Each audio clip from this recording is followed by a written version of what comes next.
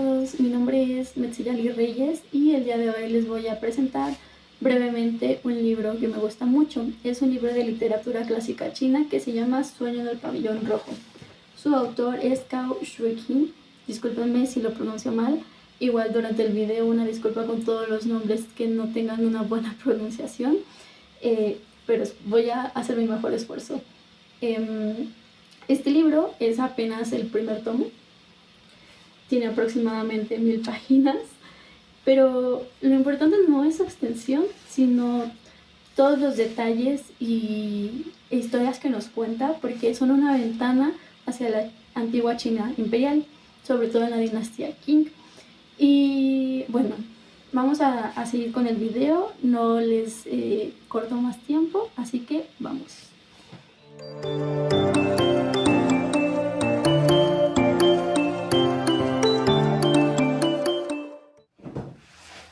Bueno, el video va a estar dividido en dos partes. El primero es el contexto, tanto de la obra como del autor, porque está muy entrelazado en el cómo se escribió la obra y la razón de algunas características de la narrativa. Y la segunda parte pues es ya ir directamente al libro. Intentaré hacer una mejor narración y que sea lo más claro posible, porque igual es algo enredado, tiene algunas referencias, se autorreferencia así y se requiere un poco de contexto de cultura china. Entonces voy a tratar de que sea lo más claro. Vamos.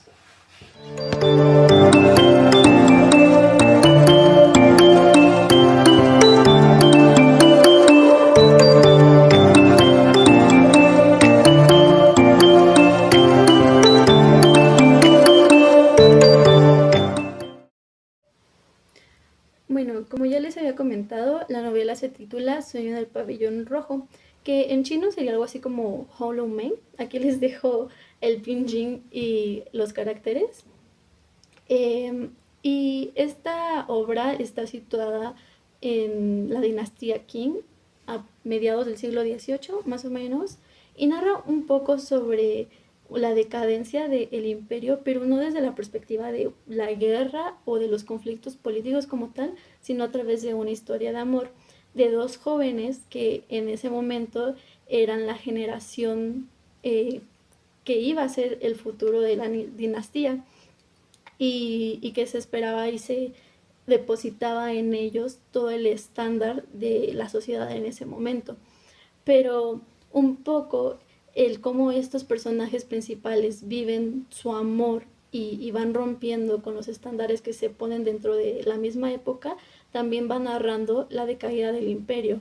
Y es muy interesante porque ellos viven en lujos, y a pesar de vivir en lujos y en excesos, al final del día empiezan a mostrarse como con su parte más humana, lo cual también demuestra la parte religiosa de la antigua China, porque eso está muy conectado con la religión, sobre todo con el budismo, y cómo se percibía y se vivía en ese entonces. La novela es como una ventana hacia la antigua China imperial y sobre todo hacia las casas de las élites.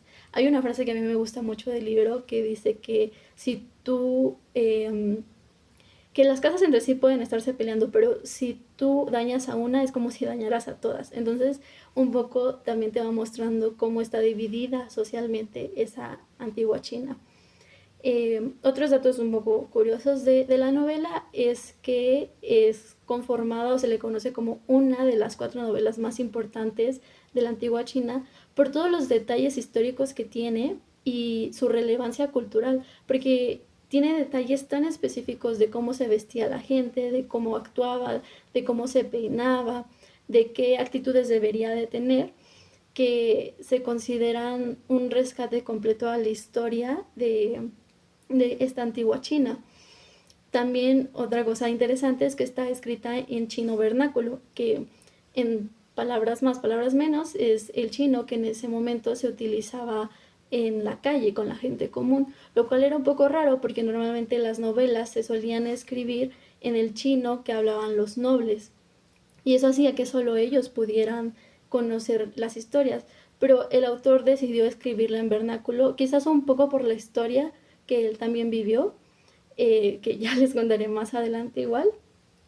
Y lo interesante del por qué él escribió en vernáculo es que logró que más gente pudiera leer la novela y también asimilarse a sí misma dentro de ese contexto y darse cuenta de muchas cosas que hacían sus gobernantes que probablemente no lo hubieran sabido si el autor jamás hubiera escrito la novela o si lo hubiera escrito en el chino que utilizaban los nobles. Eh, Algo curioso es que primero escribieron 80 capítulos, el autor escribió 80 capítulos, pero hubo otros 40 que se perdieron. En su momento cabe destacar que la obra solo se publicó como pequeños manuscritos, no como un libro. Entonces eso hizo que hubiera muchos manuscritos que se difundieran y que se perdieran. Pero como tal, el autor jamás llegó a ver concluida su obra publicada.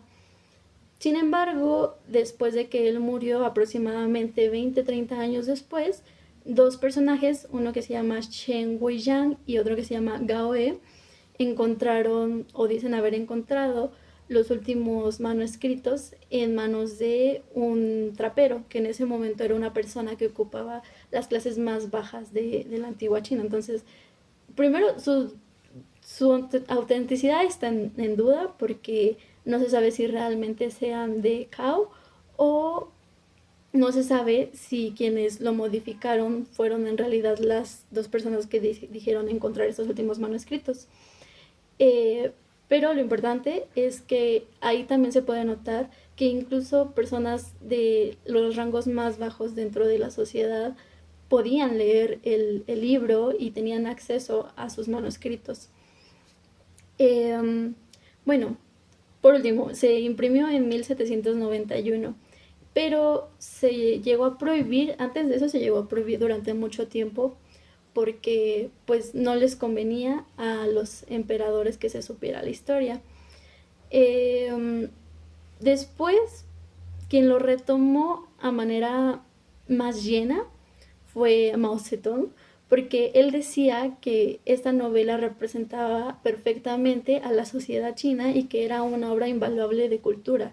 Entonces, gracias a él fue que se pudo recuperar en mayor parte de los textos y se pudo hacer una reestructuración del libro y que, bueno, ahora la podemos leer.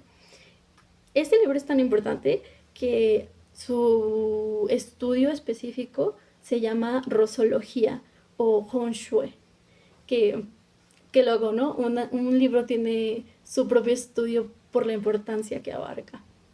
Bueno, ahora les voy a comentar sobre el contexto del autor y de su familia para que ya vayamos directamente al libro.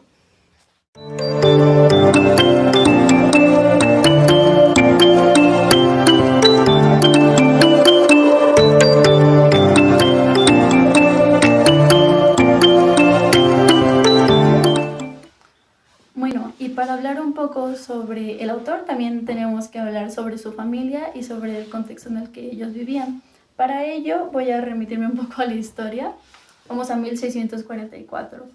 ¿Qué pasó en este año? Bueno, los manchúes invadieron a la etnia Han, que en ese momento era la dinastía Ming. O sea, aquí están los Ming, los invaden los manchúes y se establece la dinastía Qing. Lo que hicieron varias personas dentro del sistema de los Han fue que se asimilaron como manchúes para así poder subir de estatus. Y al momento de hacer eso, pues un poco entraban en conflicto entre sus costumbres como Han, pero también se van sincretizando con las costumbres de los manchúes. Eso es importante para la historia porque sobre todo estas costumbres son en el ámbito religioso y el autor las va relacionando como que son el motivo de la decadencia del imperio de los Qing, de los manchúes. Pero bueno, la familia del autor fue una de estas personas que se asimilaron como manchúes y se acercaron a los que se establecieron como emperadores. Sobre todo fueron muy cercanos al emperador Kanshi, me parece que así se llama. Este emperador fue conocido por ser bastante cercano a la familia de los Cao, Los Cao eran sirvientes del emperador, incluso una de las bisabuelas del autor fue nodriza de este emperador, y por su cercanía también se les ofrecieron provincias por donde pasaba la seda. Por eso es importante que durante la época de este emperador, China no se cerró completamente hacia el exterior, sino que él decidió pues abrirse un poco hacia el comercio con Occidente, y eso lo que ocasionó fue que las provincias donde se mantenían los Cao y que mantenían una administración, pues fueran provincias muy prósperas, y por ende ellos tuvieran una riqueza bastante buena, eran nobles, ¿no? Las provincias, aquí les dejo sus nombres, son Suzhou y Jiangsu. Una disculpa. Lo que sucedió después fue que hubo problemáticas internas dentro del poder por las decisiones que estaba tomando el emperador, porque había nobles que no querían abrirse hacia el exterior, pero también no veían con buenos ojos que el emperador también decidiera quitarles algunas tierras a esos nobles. Entonces, pues justamente empezó la lucha por el poder, y para calmar esto, el hijo del emperador, que se llamaba, se llamaba Zhongshui. Se llamaba Zhongshui.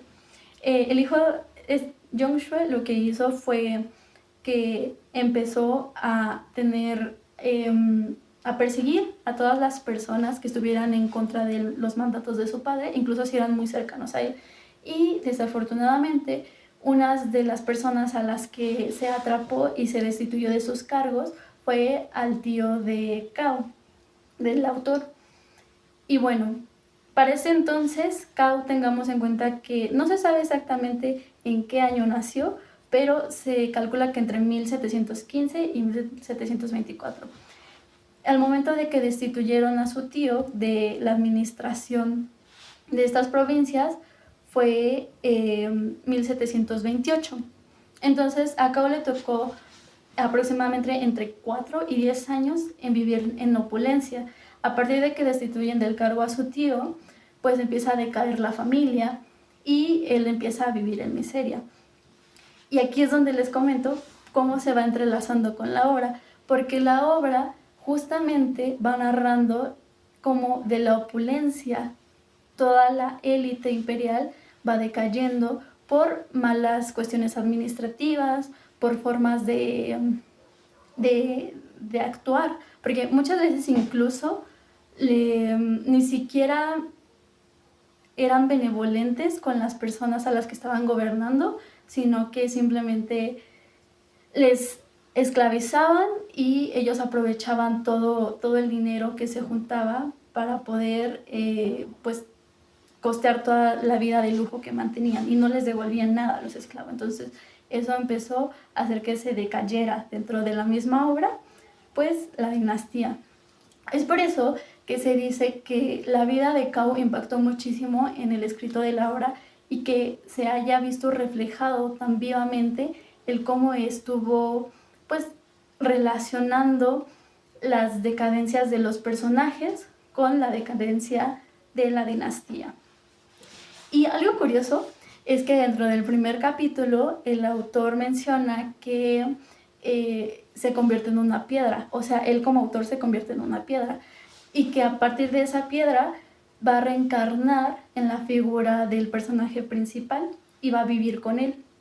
Entonces eso es como una referencia a, bueno, el autor está diciendo que se volvió una roca para poder explicarnos todo lo que sucedió. Claro, esta roca simboliza también la miseria en la que el autor vivía, porque estaba antes como en una galaxia de opulencia y después se volvió una roca que simplemente se quedó sin nada material y tuvo que existir y ya. También, otro dato curioso es que la obra no solo se llama Sueño en el Pabellón Rojo, sino que también se llama Memorias de una roca. Entonces esa es la asimilación. También la roca empezó, pues la roca es una metáfora que es él. Y bueno, ya me extendí, pero ahora sí, vamos con la obra.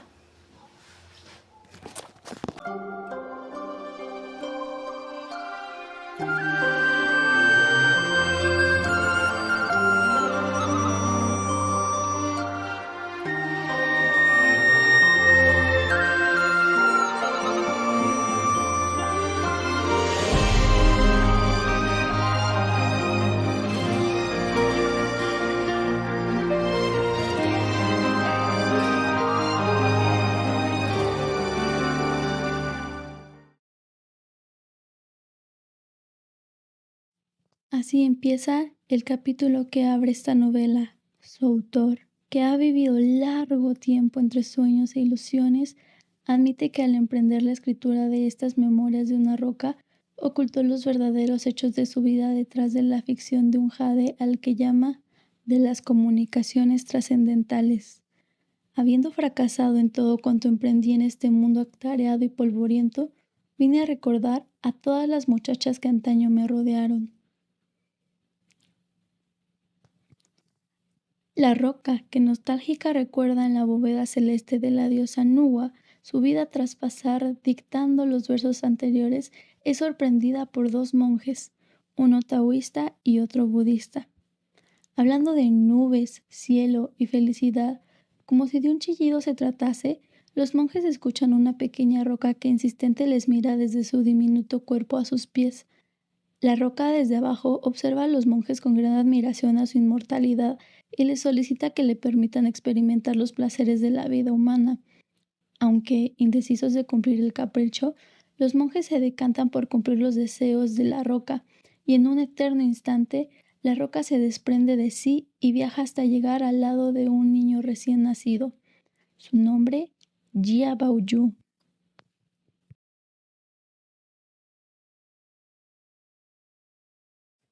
Poco después, desde la ventana, Li Runhai ve nacer a su hija. A lo lejos, del lado opuesto del cristal afuera de la calle, se encuentra un extraño monje taoísta que le advierte que no deje salir a la niña o una gran desgracia ocurrirá. Pero, ¿quién le hace caso a un charlatán? Al morir la esposa de Runhai, envía a Lin Dayu a casa de su abuela, la madre jefa de la casa Rungu, una de las 4 familias nobles cercanas al emperador. Dichas familias son los Jia, conformada por la casa Ningguo y Runguo, los Shi, los Wang y los Xue. Cuando la joven huérfana de Yu arriba a la mansión Runguo, queda impactada por el lujo y extravagancia de la mansión.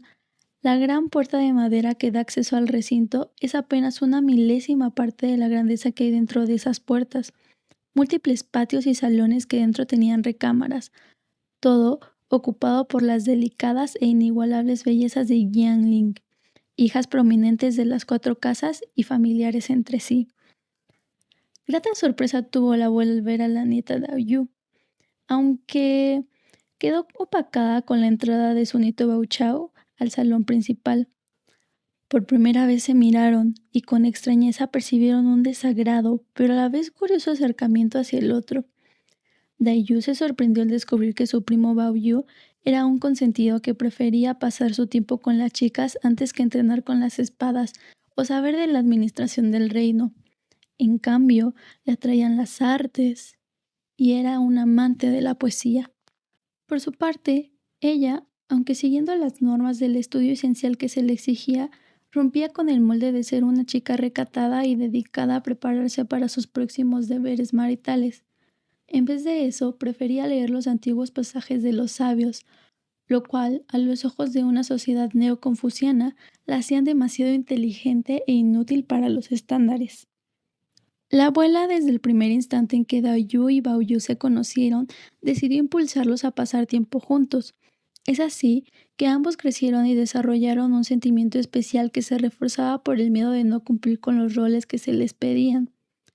El abrazo y la escucha de ambos se convirtió en el refugio para escapar del neoconfucianismo que permeaba en sus familias y en la sociedad. Aunque con gran simplicidad Baoyu lograba involucrarse con más chicas que vivían dentro de la mansión, Dayu era especial en su corazón. Pasaron los años y el lujo, acompañado de cargas de excentricidad, comenzó a mermarse por las disputas políticas entre los miembros de las casas reales. El derroche de joyas y objetos bien apreciados llevó a una fuerte crisis económica. La familia de Baoyu le exige presente el examen imperial, evaluación de la cual Bao Yu está firmemente decidido en poner en duda por su rigidez y falta de inspiración para crear.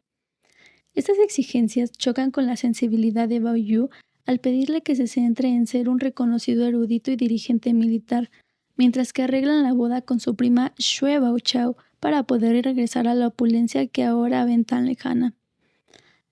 A pesar de que Xue Baochao es del interés de Bao Yu, él lucha internamente entre seguir los deberes de su familia y dar su amor a Dai Yu. Las tensiones entre ambos se intensifican hasta que un día Dai Yu cae enferma y fallece.